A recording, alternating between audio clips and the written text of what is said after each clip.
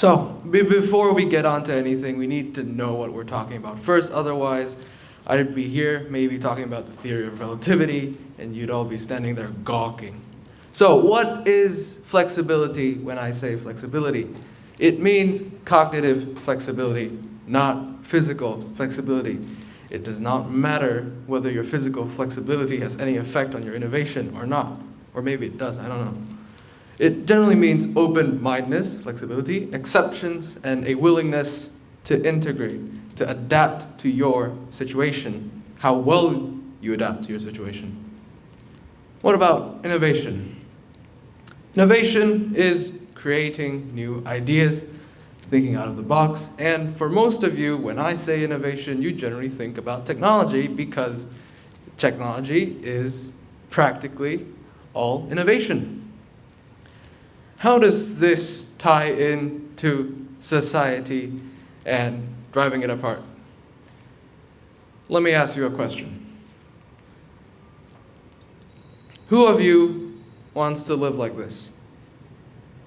No one, right? Now, who of you wants to live like this in relative luxury? Most likely everyone. Now, let me ask you something. What is the difference between people who live here and people who live here? Money, yeah. How do these people get money, and how do these people get money? Because if there must be some difference. Let me tell you what. It's jobs. It's pretty obvious. But there's also something else, which is flexibility and access to innovation. The people who live in relative luxury have more access to innovation because they live in luxury compared to the people who do not live in luxury. And this comes to my point in which this access to innovation is driving these two classes apart. It's driving the gap longer and longer and longer, and there might be a point in the future where the gap would be unbreachable. You will never be able to be rich. Let me explain further. When you have money, you do not need to worry too much about your needs. You can worry more about your wants. And sometimes when you have too much money, you'd sit there the whole day feeling bored, wondering exactly what to do. So you'd probably go somewhere, think of some random idea, innovate something new, which you can access. However, only you can access because the other people are too busy worrying about taxes, their daily electricity bill, what they may buy for the Sunday dinner. Let's see some statistics which prove my point. Now, there is also another factor here, which is growth. These two people also grow at different rates. Let's take two countries for a broad scale to demonstrate what I'm saying.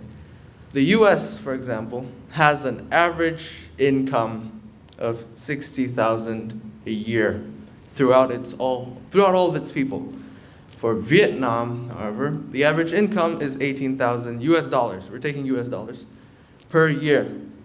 What this means is that the US citizens live in more luxury, have a higher standard of living in general compared to the Vietnamese. However, the growth rates, as you can see, although the US might grow lesser compared to Vietnam, 2.26% of 60,000 is still more than 6% of 18,000. They are still growing faster than Vietnam. This might change to become more. And why? Well, it isn't because these people are not educated. The opportunities are the exact same. It is simply because some of them took the opportunity earlier than others. Okay, so let's Move on. So, how will the gap be breached further? Now, since the people who can afford it do not have the need to worry about others, their needs, they would worry about what they want and what they can further do. Take Altos Labs, for example. A person who is worrying about what they can afford, what they need to pay, would not think about investing into a company which makes you live 150 years more. No. But this is still a thing. And this would actually breach the gap by making the rich genetically enhanced to the poor. Because right now, the only difference that combines all these three classes together is the fact that they are human.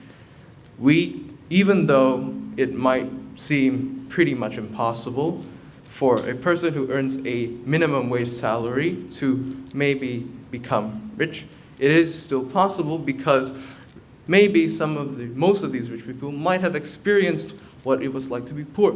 But with genetic engineering, with the technology, with innovation, which will become available to the people who can afford them, the rich would suddenly turn into what I might call a new species, a new type of human, which makes it so that other people who cannot afford this are no longer part of this class. You no longer can become this class. Now, that is only the first effect of flexibility and innovation. And what can we do about this? Well, there is not a lot that we can really do about this. It is happening as of now. Although there are controls to restrict the amount of growth rich people can grow, these controls won't stop the change. They are merely there to control the change. Next effect. The freedom to innovate, the flexibility to accept problems. With innovation comes mistakes, comes failed creations. What do I mean by this? Well, let's take these. Who here recognizes all of them? Or maybe some of them? A lot of us, right? What are these? These are platforms of social media. What does it do? Well, it spreads information, which could be innovation. What type of information do they spread? They spread both sides of the coin, both bad and good information.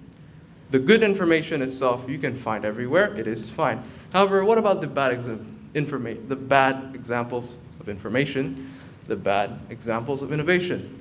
Let me show you. Some of you might recognize some of these two. Trends. Trends is an example.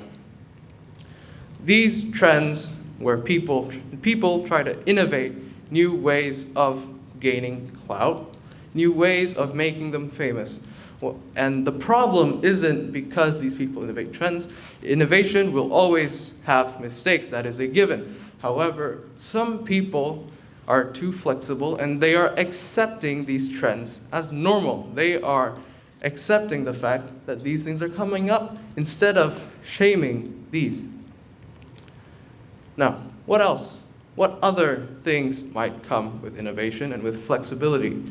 First is generally geared towards flexibility, which is leniency. Sometimes we might be a little too flexible. Sometimes we might be too lenient. This especially applies to the parents, where we might give our children too much access and too much time by themselves, which leads them to do some really questionable things on their laptops or online. And these things might not go to your mind simply because you allow them to do it and you don't even look at them, you don't even take care of them or see what they see. Then there, as I have said before, the normalization of otherwise unacceptable behaviors and communities. Some of these are not what you expect. Some of these, like cyberbullying, the toxicity online. If most of you have watched videos on YouTube or whatever in gaming, some of them, the people tend to trash talk others, and it's being accepted, flexibility. The next one is not a direct correlation to flexibility and innovation. However, all of these things, all social media, it is shortening our attention spans, so it is making us more flexible. We are becoming more and more prone to losing focus, a lot of us. I have seen many examples of this where I sit in my class, look at my lesson, and when I glance to the right, the first thing I see is my friend playing his games on his laptop. Of course, then there is mental health and bullying, which is normalized in social media, in society. We don't take too many measures, we don't take too many steps to prevent this, because most of it goes unnoticed, most of it goes untold. So, what is the solution to all of this? Well, education and restriction. I know we have been trying to educate ourselves and to learn what is right and what is wrong, but is it really enough? Do we have to learn more? I think we do have to learn more. Restrictions should be stricter. We need rules and regulations, even though they might seem impossible to do with the rise of social media. So, to end my presentation, since we might be running out of time, here's a quote. If the children are untaught, their ignorance and vices will in future life cost us much dearer in their consequences than it would have done in their correction by good education. Thomas Jefferson. What this basically means is that even though I may have said that all these things are bad, that is only what I can say. It is up to you as your own responsibility to learn and to correct yourselves. This is my TED Talk. My name is Minh. Thank you all for listening.